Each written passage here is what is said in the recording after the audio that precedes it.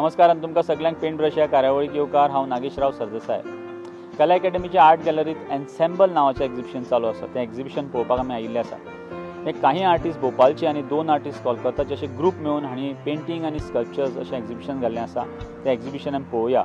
ताजे उपरांत आमी ह्या पेंटींग एक्झिबिशनाचे ऑर्गनायझर ताजे कडेन उलोवया आनी थोडे दुसऱ्या आर्टिस्टां कडेन उलोवया।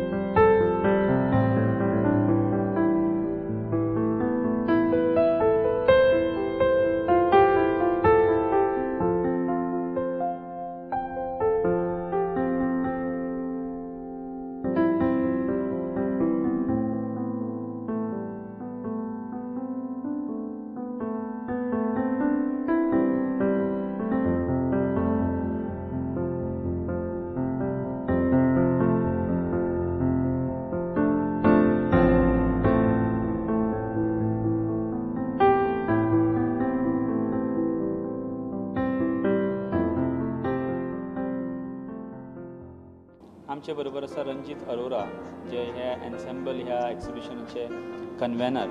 हांणी हे सगळें एक्झिबिशन एकत्र हाडिल्लें आसा, सगळे आर्टिस्टांक एकत्र हाडिल्लें आसा। तांचे कडेन उलोवया। रंजीत जी, वेलकम टू द शो।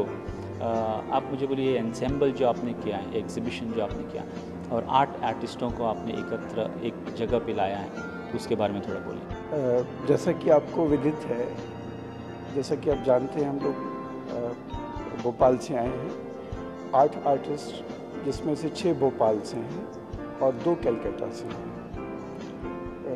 मेरा जो विगत 2-3 वर्षों का अनुभव है समूह में काम करने का, आर्टिस्ट के साथ काम करने का, पहले भी हम इस तरह के शो भोपाल में और बॉम्बे में कर चुके हैं।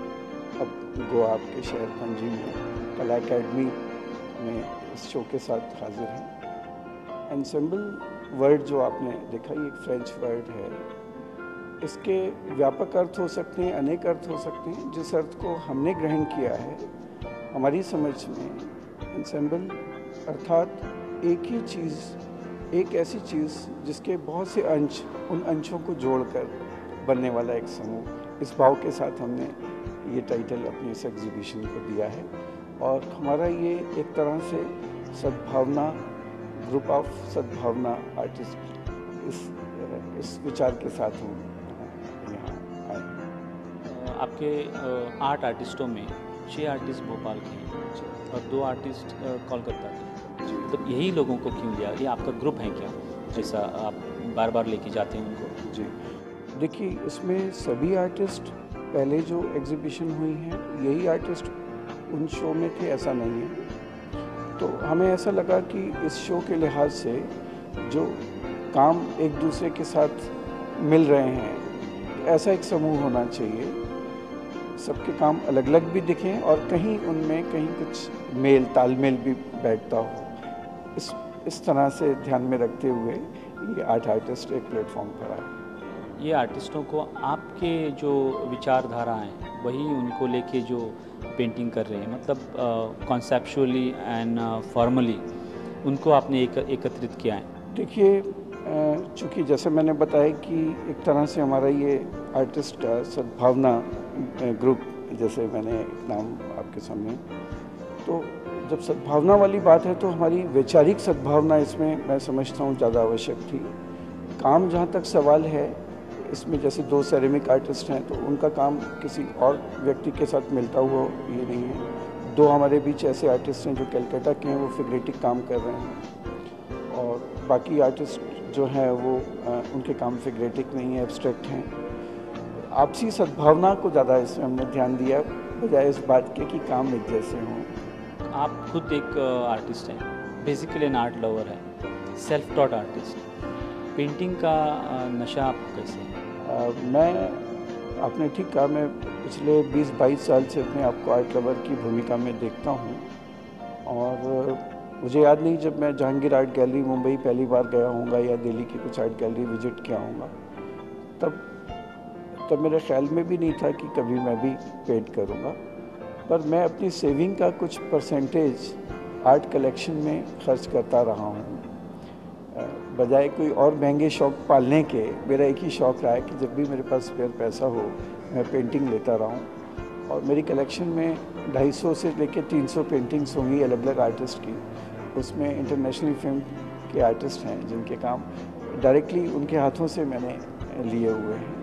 तो उन कामों को लेके भी मेरा जो मन है, आपने जैसे कहा कि कुछ अलग सोच होगी, तो जो मेरी कलेक्शन के काम हैं उनके मैं शो भी कर चुका हूँ, उसको एग्जिबिट करता हूँ। शो के माध्यम से कैटलॉग उसमें तैयार होते हैं जो कि सभी आर्टिस्ट और गैलरीज को भिजवाता हूँ।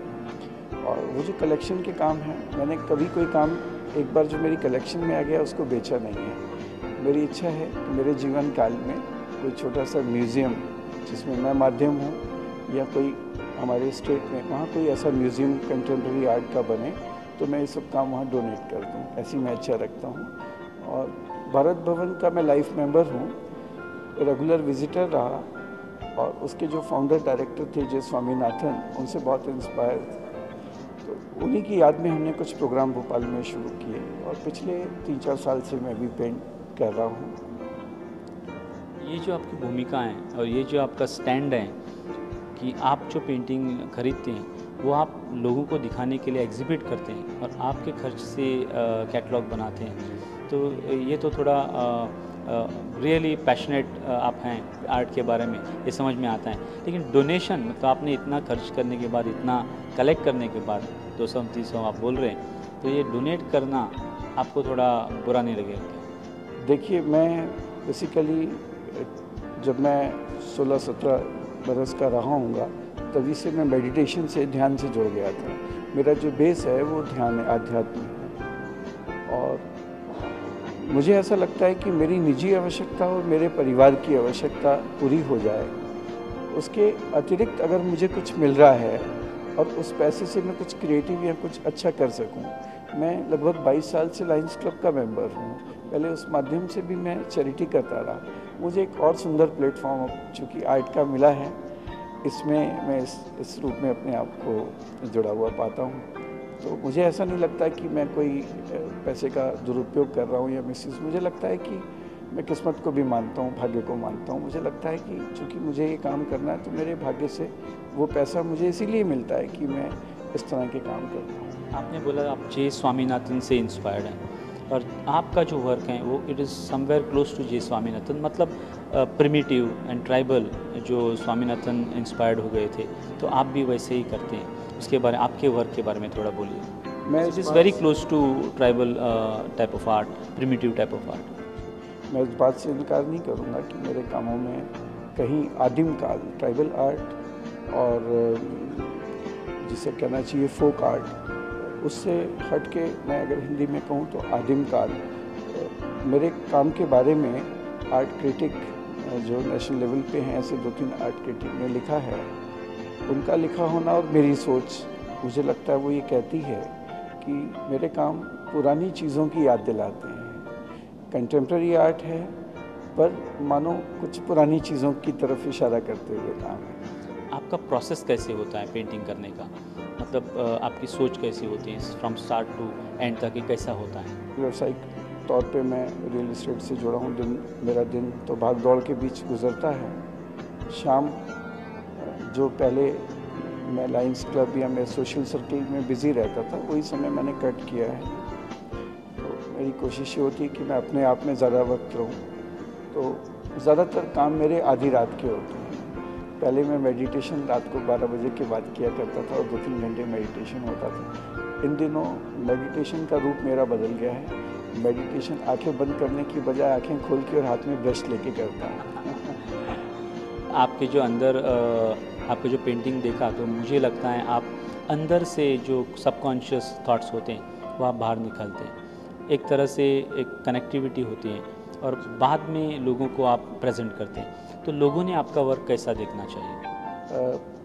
मायने तो हम हर बार अलग अलग देते हैं, एक ही काम को 10 लोग देखेंगे 10 मायने देंगे।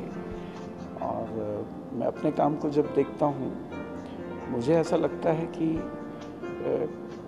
मेरे काम जैसे मुझे सुख देते हैं, आनंद देते हैं, खुशी देते हैं, इसी तरह मेरे काम दूसरों को भी खुशी दें, आनंद दें। रिस्पांस कैसे है गोवा के व्यूवर्स से, गोवा के आर्ट लवर्स से?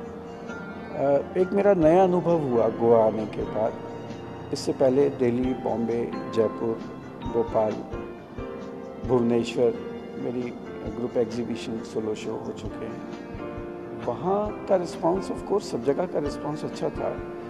ख़ास करके गोवा के संदर्भ में अगर मैं बात करूँ, आज जैसे कुछ स्कूल के बच्चे आए थे, चूँकि ये मल्टी आर्ट सेंटर है, मैंने महसूस किया कि यहाँ के जो आम जन हैं, आर्टिस्ट हमारे शहर में भी एग्जिबिट करते हैं, तो वहाँ ज़्यादातर जो व्यूअर्स होते हैं वो आर्टिस्ट होते हैं। यहाँ मैंने महसूस किया कि आम लोगों की रुचि भी आर्ट में है।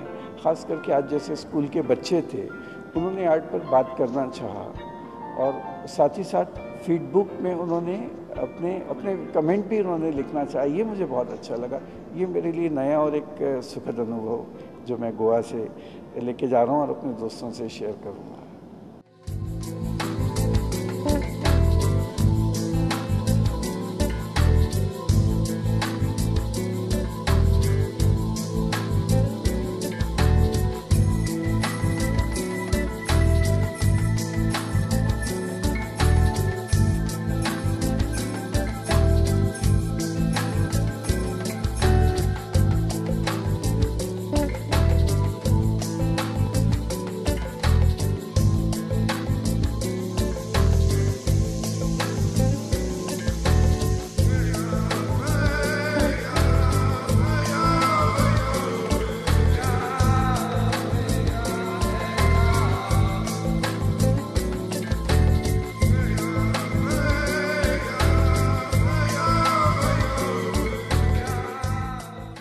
आमच्याबरोबर तेजी ग्रोवर ही मध्य प्रदेशाची पोएट आणि रायटर, फिक्शन रायटर आणि तिची अनेक बुकां आयिल्लीं आसा, अनेक एग्जिबिशन्स, पेंटिंगां जाल्लीं आसा आनी तिची पेंटिंगांय बी पोएटीक आसतात।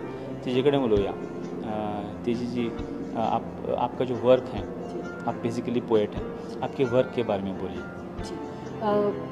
आपने ठीक फरमाया कि मैं मूलतः कवि हूँ और एक कविता और दूसरी कविता के बीच में बहुत अंधकार का समय रहता है जब आप प्रतीक्षा करते हैं। तो बहुत समय आपके पास वो प्रतीक्षा करने का धीरज रहता है, कभी कभी नहीं रहता है, क्योंकि कविता लिखने का अर्थ ये है कि आप बहुत बड़ी यातना में से गुजर के कविता लिख पाते हैं, क्योंकि वो आपके जीवन के अनुभव से आई होती है। तो ऐसा ही करते करते एक साल जब मैंने नौकरी छोड़ी और सैयद हैदर रज़ा ने मुझे पुरस्कार दिया कविता के लिए, तो जैसा पता नहीं कैसे जादू हो गया कि एक इतने बड़े पेंटर ने मेरी कविता को नवाजा। तो उसी साल लगभग कुछ ही हफ्तों में मैंने पेंटिंग करना शुरू किया और मैंने ये पाया कि जैसे कविता में एक कविता और दूसरी कविता के बीच में बहुत लंबी प्रतीक्षा करनी होती है, ऐसा पेंटिंग के बारे में सही नहीं था। रंगों के भीतर अपने आप ही एक उत्सव धर्मिता थी। रंग अपने आप में ही मुझे हर्ष, उल्लास, उन्माद से भरते थे। तो उसी उन्माद को महसूस करने के लिए मैंने पेंट करना शुरू किया। और क्योंकि मैं जल्दी ही पेंटिंग शुरू करने के फ़ौरन बाद ही लगभग होशंगाबाद नाम के शहर में जाके मैं बस गई, जो भोपाल के पास में ही है और नर्मदा नदी के किनारे है।